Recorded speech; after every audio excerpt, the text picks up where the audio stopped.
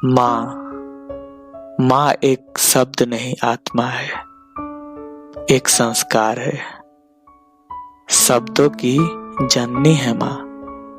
माँ वो यात्रा है जिसे तय करते करते एक बेटी की जिंदगी बदल जाती है। बेटे तो दोबारा बेटे बन सकते हैं, पर बेटी दोबारा बेटी नहीं बन सकती। वो माँ ही रह जाती है।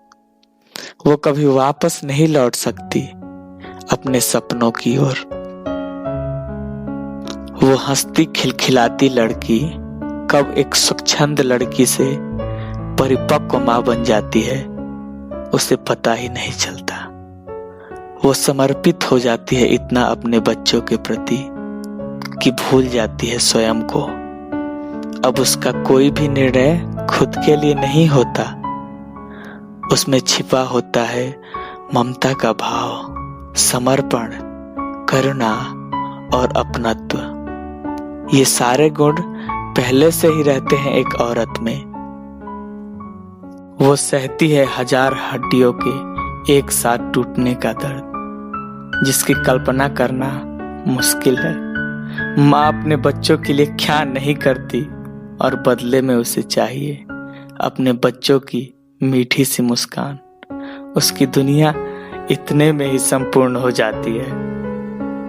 वो हम जैसे छोटे पौधों को अपने दूध से सींचकर बड़ा पौधा बनाती है, जैसे प्रकृति छोटे पौधों को बनाती है एक बड़ा सा पेड़ जो चारों ओर सुगंध फैलाता है।